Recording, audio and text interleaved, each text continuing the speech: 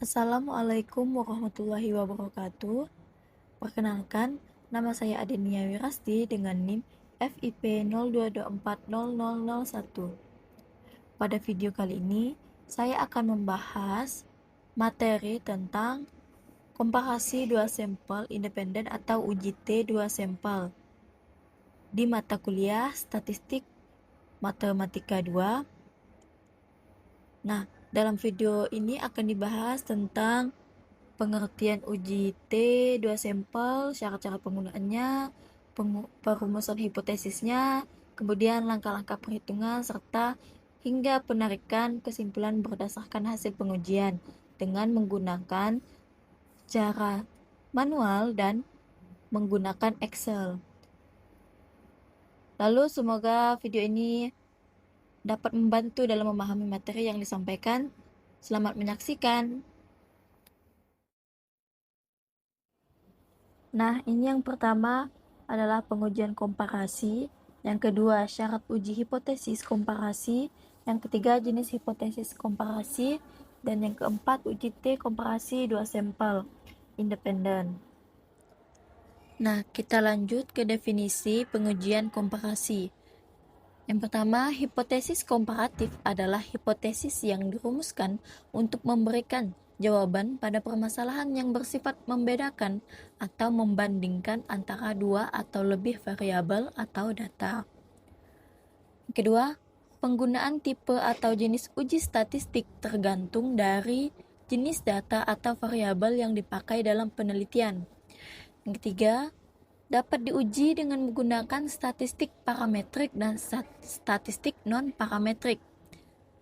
Nah, jenis data untuk statistik parametrik ini interval atau rasio.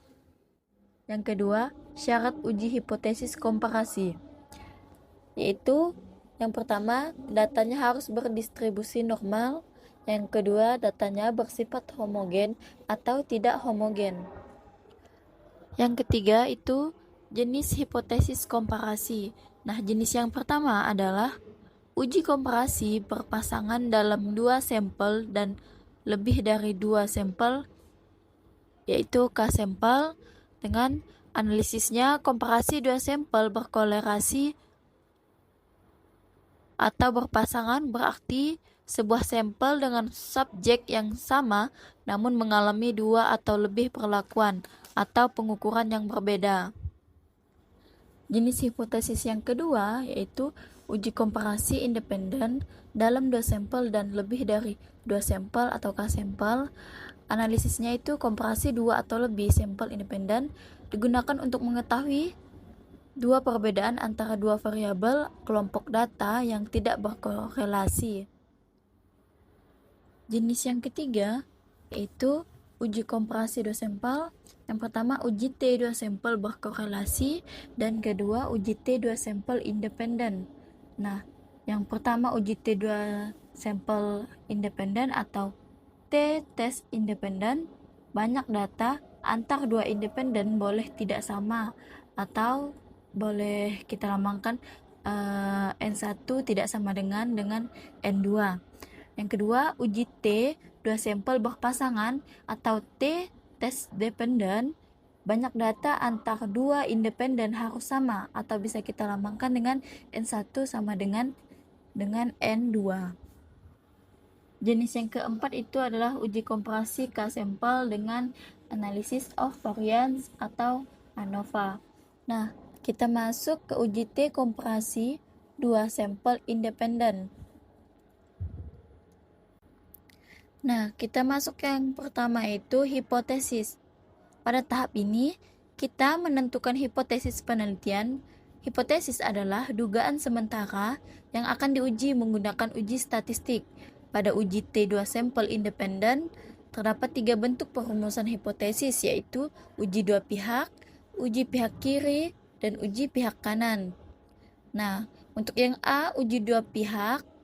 Uji dua pihak digunakan apabila kita hanya ingin mengetahui apakah terdapat perbedaan rata-rata antara dua kelompok tanpa memperhatikan kelompok mana yang lebih besar atau lebih kecil.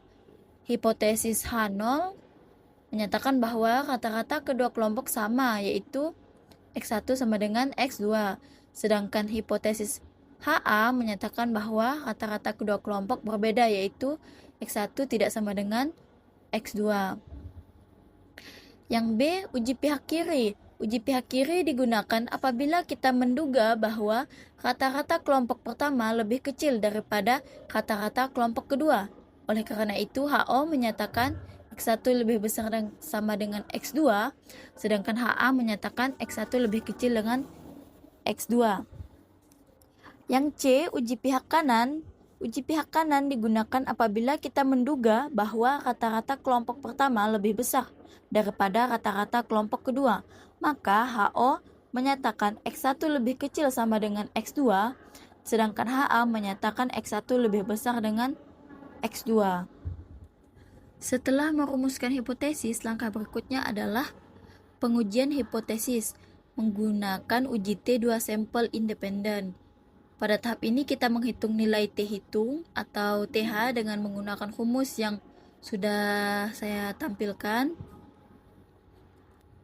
Nantinya di sini kita akan mencari X barnya dulu, kemudian mencari simpangan bakunya dan mencari banyak nilai pada data tersebut. Nah, kemudian setelah memperoleh nilai T hitung, setelah kita mencari simpangan baku X barnya, kita substitusikan ke rumus T hitung. Nah, setelah memperoleh nilai T hitung, langkah berikutnya adalah menentukan nilai T tabelnya dengan menentukan alfa, ditentukan oleh alfanya itu 5% atau 0,05 dan dk-nya N1 ditambah N2 dikurang 2. Nah, itu disesuaikan dengan data yang kita ambil nantinya ya. Nah, yang ketiga itu keputusan. Setelah memperoleh nilai T hitung dan T tabel, langkah berikutnya adalah menentukan keputusan pengujian hipotesis. Nah, keputusan ini dilakukan dengan membandingkan nilai T hitung dengan nilai T tabel. Nah, yang pertama itu HO diterima jika yang A uji dua pihak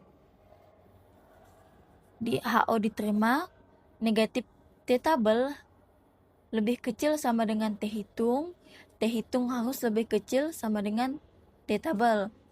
Yaitu untuk uji dua pihak itu ada negatif T tabel dan positif T tabel. Nah, yang untuk uji pihak kiri, T hitung harus lebih besar sama dengan negatif T tabel. Sedangkan untuk uji pihak kanan, HO diterima jika T hitung lebih kecil atau sama dengan T hitung.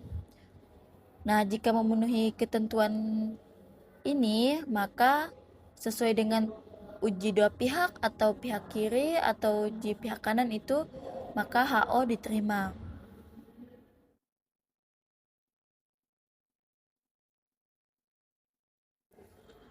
Nah, untuk kita masuk ke perhitungan manualnya. Nah, di sini contohnya itu data kemampuan penalaran matematis siswa yang diperoleh melalui pembelajaran menggunakan model PBL dan pembelajaran langsung. Dengan rumusan masalahnya itu, apakah terdapat perbedaan rata-rata kemampuan penalaran matematis siswa antara kelas A yang menggunakan PBL dan kelas B yang menggunakan pembelajaran langsung di SMP 3 Salatiga. Identifikasi jenis datanya di sini yaitu datanya independen karena memiliki terdiri dari dua kelas yang berbeda, yaitu kelas A, kelas model PBL, dan kelas B pembelajaran langsung. Nah, yang kedua itu hanya dilakukan satu kali pengukuran, yaitu post test. Yang ketiga harus memenuhi syarat data normal atau uji normalitas data. Yang keempat adalah menggunakan uji dua pihak. Nah, pada tahap 1 ini hipotesis yaitu digunakan uji dua pihak karena tujuannya adalah untuk mengetahui apakah terdapat perbedaan rata-rata kemampuan penalaran matematis antara kelas A yang menggunakan model PBL dan kelas B yang menggunakan pembelajaran langsung tanpa menentukan sejak awal kelas mana yang lebih baik. Nah, hipotesis statistiknya H0-nya itu tidak terdapat perbedaan kata-kata dengan yang ditulis dengan mu1 sama dengan mu2, sedangkan HA-nya terdapat perbedaan kata-kata dengan tanda mu1 tidak sama dengan mu2.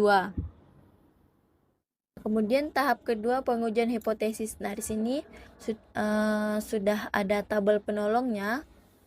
Kemudian nantinya kita akan menghitung secara manual. Kita di sini akan menghitung manual uji komparasi dua sampel independen atau uji T independen. Nah, di sini ada data kemampuan penalaran matematis siswa yang diperoleh melalui pembelajaran menggunakan model problem based learning dan pembelajaran langsung. Nah, rumusan masalahnya, apakah terdapat perbedaan rata-rata kemampuan penalaran matematis siswa antara kelas A yang menggunakan PBL dan kelas B yang menggunakan pembelajaran langsung? Ini berdasarkan data di SMP Negeri 3 Salatiga. Nah, di sini untuk kelas A yaitu kita memberi X1 dan kelas B yaitu yang menggunakan pembelajaran langsung itu X2. Nah, di sini ada kelas A ada 17 nilai dan kelas B ada 16 nilai. Nah, di sini kita akan menjumlahkan keseluruhan di kelas A.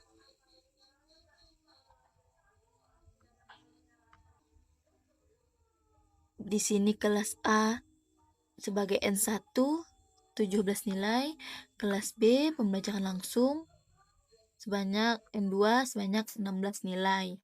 Nah, pada tahap hipotesis ini bertujuan untuk mengetahui apakah terdapat perbedaan rata-rata kemampuan penalaran matematis antara dua kelas. Maka diuji menggunakan uji T dua sampel independen dengan uji dua pihak. Nah, hipotesis HO-nya tidak terdapat perbedaan kata-kata kemampuan penalaran matematis siswa antara kelas A yang menggunakan PBL dan kelas B yang menggunakan pembelajaran langsung di SMPN 3 Salatiga. Nah, dengan statistiknya itu HO-nya diterima jika sama dengan, sedangkan HA-nya diterima jika mu1 dan mu2 tidak sama dengan. Nah, HA-nya itu terdapat perbedaan kata-kata kemampuan penalaran matematis siswa antara kelas A yang menggunakan PBL dan kelas B yang menggunakan pembelajaran langsung di SMPN 3 Salatiga. Nah, di sini untuk tarafnya sebesar 5% atau 0,05 merupakan batas yang digunakan untuk menentukan apakah hipotesis 0 diterima atau ditolak setelah dilakukan pengujian statistik. Nah, yang kedua yaitu menghitung kata-kata.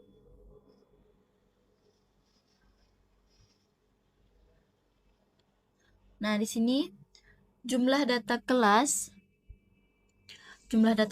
A ada 17 ya. Sini ada 17.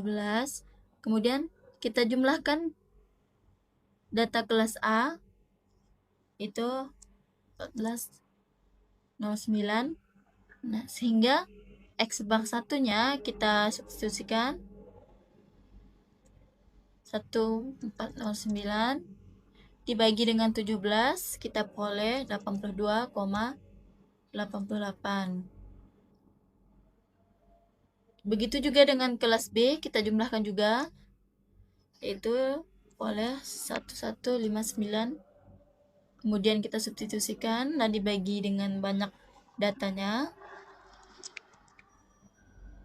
Nah, kemudian kita bagi, itu kita peroleh 72,44.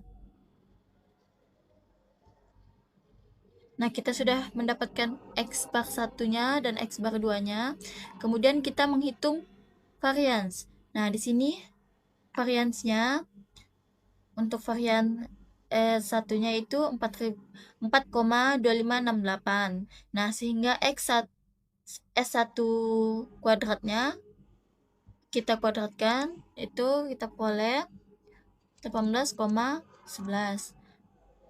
Nah, simpangan baku 2-nya ini simpangan baku ya, varians. Simpangan baku 1, simpangan baku 2. Kemudian kita kuadratkan juga simpangan baku 2-nya itu 3,1826, kita kuadratkan, kita peroleh 10,13. Nah, kita sudah mendapatkan simpangan bakunya. Nah, lanjut langkah keempat, yaitu varians gabungan. Nah, sini sudah ada rumusnya. Nah, di sini rumus varians gabungannya SP kuadrat N1 dikurang 1 S1 kuadrat ditambah N2 dikurang 1 S2 kuadrat per N1 ditambah N2 dikurang 2. Nah, tinggal kita substitusi nilai N1-nya. N1 itu 17 dikurang 1. Kemudian S1 kuadratnya 18,11. N2 dikurang 1, N2-nya 16 dikurang 1.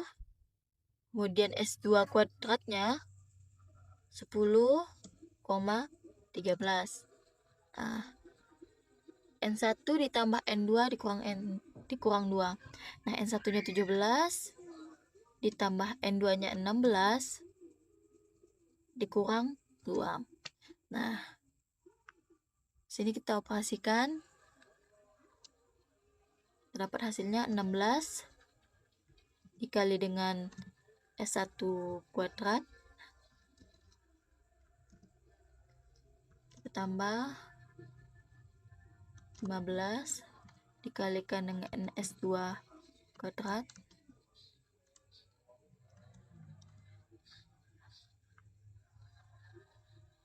nah, pembaginya itu 31. Nah, di sini kita peroleh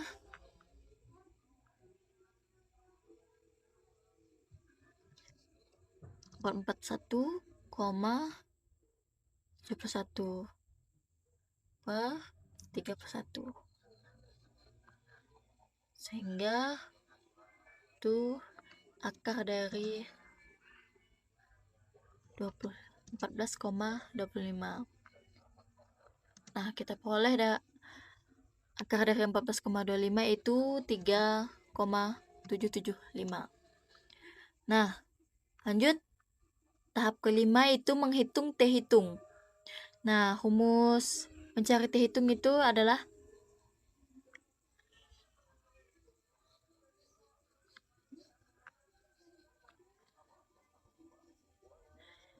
X bar 1 dikurang dengan X bar 2 dibagi dengan SP akar dari 1 per N1 ditambah 1 per N2. Nah, kita substitusi. Nah, di sini X bar 1-nya 82,88 dikurang 72,44. Nah, di sini SP-nya tadi sudah kita peroleh yaitu 3,775 dikalikan dengan akar dari 1 per 17 ditambah 1 per 16 karena N1 itu 17 dan N2 itu 16. Nah, hitung selisih rata-rata yaitu kita kurang 82,88 dikurang dengan 72,44. Nah, dapat hasilnya 10,44. Nah, kemudian hitung penyebutnya. Nah, di sini 1 per 17 itu 0,0588 dan 1 per 16 itu 0,0625. 0,0625 ya. Nah, kemudian kita tambahkan, itu dapatlah hasilnya 0,1213. Nah, akar dari 0,1213 itu dapatlah hasilnya 0,3483. Nah, dikalikan 3,75 tadi, SP-nya dikali dengan hasil akar 1/17 tambah 1/16. Dapatlah hasilnya 1,314. Nah, sehingga T hitungnya kita substitusi nilai tadi, yaitu kita peroleh pembilangnya 10,44 dibagi dengan penyebutnya 1,314. Nah, dihitung itu kita peroleh 7,94. Nah, kita dapatlah hasil nilai T hitungnya.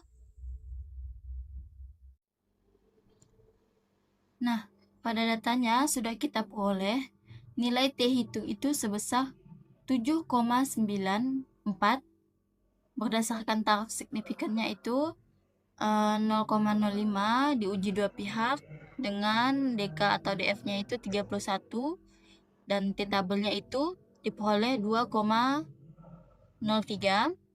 Nah, di sini keputusannya dihitung lebih besar daripada T tabel, yaitu 7,94 lebih besar dari 2,03. Maka HO-nya ditolak dan HA-nya diterima. Dengan demikian, kesimpulannya itu, dengan HA diterima, terdapat perbedaan rata-rata kemampuan penalaran matematis siswa antara kelas A yang menggunakan PBL dan kelas B yang menggunakan pembelajaran langsung di SMPN 3 Salatiga. Nah, itulah sudah kita lakukan perhitungan secara manual uji T2 sampel dengan uji dua pihak. Kemudian kita akan melanjutkan dengan menghitung menggunakan Excel.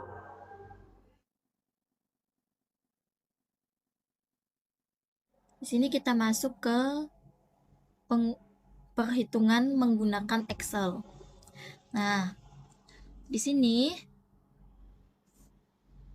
kita akan melakukan atau saya akan menjelaskan cara melakukan uji T2 sampel independen untuk mengetahui apakah terdapat perbedaan rata-rata kemampuan penalaran matematis antara siswa kelas A yang menggunakan model PBL dan kelas B yang menggunakan pembelajaran langsung. Nah, datanya di sini adalah data kemampuan penalaran matematis siswa dari dua kelas yang berbeda, yaitu kelas A dengan PBL, kemudian kelas B dengan pembelajaran langsung. Karena kedua kelompok berasal dari kelas yang berbeda dan tidak saling berpasangan, maka data ini termasuk dua sampel independen. Nah, untuk identifikasinya di sini data independen terdiri dari dua kelas, kemudian hanya dilakukan satu kali pengukuran yaitu post test dan harus memenuhi syarat data normal atau uji normalitas data. Kemudian ini termasuk pengujian uji dua pihak ya. Nah, lanjut ke tahap 1 itu menyusun hipotesis. Hipotesis 0 atau HO atau HA atau H0 menyatakan bahwa tidak terdapat perbedaan rata-rata kemampuan penalaran matematis siswa antara kelas A yang menggunakan PBL dan kelas B yang menggunakan pembelajaran langsung di SMPN 3 Salatiga. Nah, di sini HA-nya terdapat perbedaan rata-rata kemampuan penalaran matematis siswa antara kelas A dan kelas B. Karena ini pengujian uji dua pihak atau dalam pengujiannya ini kita memilih sesuai dengan rumusan hipotesis kalimatnya ini HO dengan tanda sama dengan HO ditolak jika bertanda T hitungnya lebih besar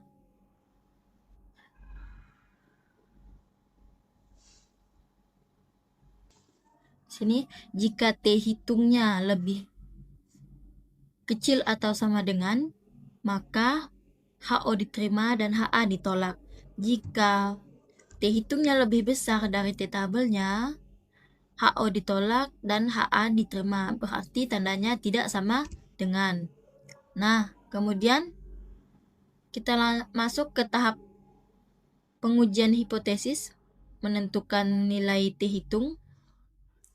Di sini saya sudah membuat tabel penolong, yaitu kelas A dengan model PBL dan kelas B dengan pembelajaran langsung. Di sini kita akan mencari kata-kata dari kelas A dan kelas B dan mencari simpangan bakunya kelas A dan kelas B, kemudian menentukan banyak data dari kedua kelas tersebut.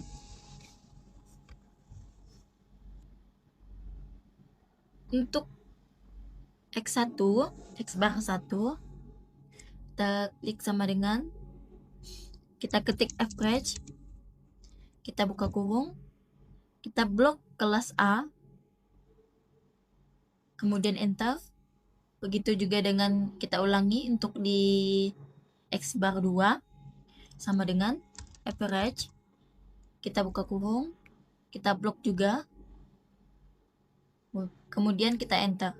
Nah, diperoleh di sini X barnya 82,9 dan X2 barnya 72,4. Nah, kemudian di sini kita mencari simpangan bakunya, itu yang sudah dikuadratkan. Kita ketik sama dengan, kemudian variance, kita pilih yang S, kita blok, kemudian enter. Kenapa kita memilih variance S? Karena datanya kurang dari 30. Kita lakukan hal yang sama. Kita blok, kita enter. Nah, kita peroleh simpangan bakunya itu 18,1 dan 10,13. Kemudian di sini banyak datanya. Nah, N1-nya itu untuk X1 atau kelas A yaitu 17 dan X2-nya N2-nya untuk X2 yaitu kelas B sebanyak 16 data. Nah, kemudian kita menghitung T hitungnya. Nah, kita sudah memperoleh kata-katanya, simpangan baku dan banyak datanya.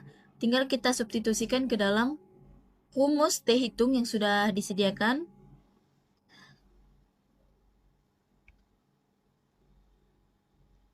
Nah, di sini rumusnya. Kita klik sama dengan, kita buka kurung. Di sini X bar 1 dikurangi dengan X bar 2, kita klik X bar 1, kita kurang dengan X bar 2, kita tutup kurung, kemudian kita kita bagi di sini, kita bagi dengan akar dari, kita ketik SQRT ya. Kemudian kita buka kurung di sini sebanyak 5 kali ya. Kemudian N1 dikurangi dengan 1. Kita klik N1-nya, dikurangi dengan 1, kita tutup kurung. Di sini dikali dengan simpangan S1 kuadrat, kita klik S1, kita tutup kurung. Kemudian kita tambah dengan N2 dikurang 1, kita buka kurung. N2-nya di sini 16, kita kurangi dengan 1, kita tutup kurung lagi, kita kalikan dengan S2 kuadratnya, kita klik, kita tutup kurung lagi. Di sini kurungnya 2 kali ya. Kemudian kita bagi dengan N1 ditambah N2 dikurangi 2. Kita buka kurung, kita klik N1-nya, ditambah, kita klik N2-nya, dikurangi dengan 2. Kita tutup kurung, kemudian dikalikan lagi dengan 1 per N1 ditambah dengan 1 per N2. Nah, 1 per N1-nya itu 17. Di sini ujungnya juga 2 kurung, kemudian dikalikan. Kita buka kurung lagi sebanyak 2 kali. 1 per N1, yaitu kita klik 17, ditutup kurung, ditambah dengan kita buka kurung lagi di 1 ditambah dibagi 1 dibagi N2 itu 16. Nah, kita tutup kurung hingga berwarna hitam. Ini di sini sampai berwarna hitam. Oke. Kemudian kita enter. Nah, kita peroleh T hitungnya itu 7,94. Nah, kita lanjut. T hitung sudah kita cari.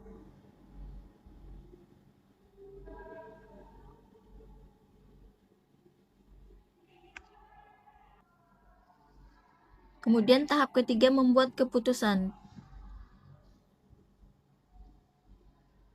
Nah, di sini menentukan T-tabel dengan rumus.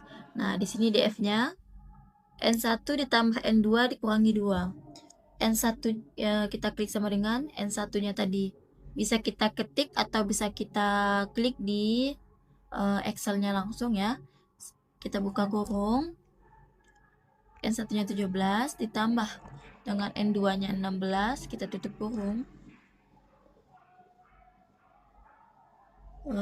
Kita kurangi dulu ya, kita kurangi 2, kemudian tutup kurung, kita enter. Nah, DK-nya atau DF-nya itu 31 dengan alfa 0,05 atau 5%. Kemudian di sini kita akan menentukan T-tabelnya. Kita akan melihat di tabel untuk uji dua pihak dengan alfa 0,05 di sini. Kita akan mencari dengan DK31. Di sini DK31 itu tidak ada, berarti kita akan mengambil di antara 30 dan 40. Nah, jadi di sini DK30 dan DK40, kemudian kita lihat DK30 di 0,05 yaitu 2,042, 2,042. Kemudian DK40-nya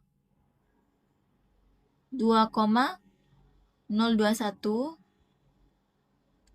2,021. Nah, kita sudah mendapatkan DK30 dengan DK40. Kenapa? Karena 31 ini berada di antara DK30 dan 40. Untuk maka T-tabelnya kita akan menambahkan DK30 dengan DK40 yaitu 2,042 ditambah dengan 2,021, kita bagi 2. Di sini kita klik sama dengan, kita buka kurung, klik DK30, kita tambah DK40, kita tutup kurung, kita bagi 2, kemudian enter. Nah, di sini kita peroleh T-tabelnya 2,03. Nah, selanjutnya itu kita akan menentukan apakah HO diterima atau ditolak.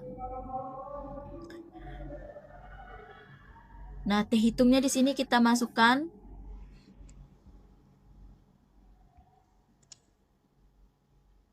Dan T-tabelnya juga kita masukkan.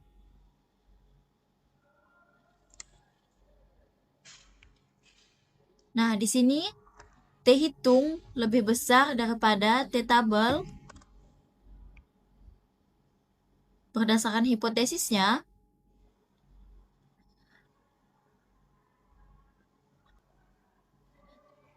Berdasarkan hipotesisnya, HO diterima jika T hitung lebih kecil atau sama dengan T tabel, maka HO diterima dan HA ditolak. Jika T hitung lebih besar dari T tabel, maka HO ditolak dan HA-nya diterima. Nah, di sini HO ditolak dan HA diterima karena T hitung lebih besar dari T tabel, artinya tidak sama dengan seperti statistiknya.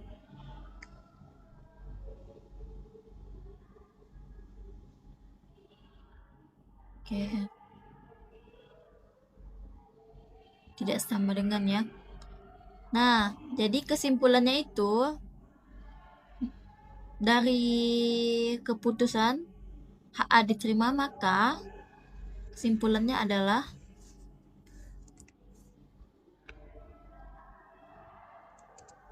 terdapat perbedaan kata-kata kemampuan penalaran matematis siswa antara kelas A yang menggunakan PBL dan kelas B yang menggunakan pembelajaran langsung di SMPN 3 Salatiga. Nah, itulah perhitungan uji T2 sampel menggunakan Excel dengan hasilnya yaitu HA-nya diterima menggunakan uji dua pihak. Baik.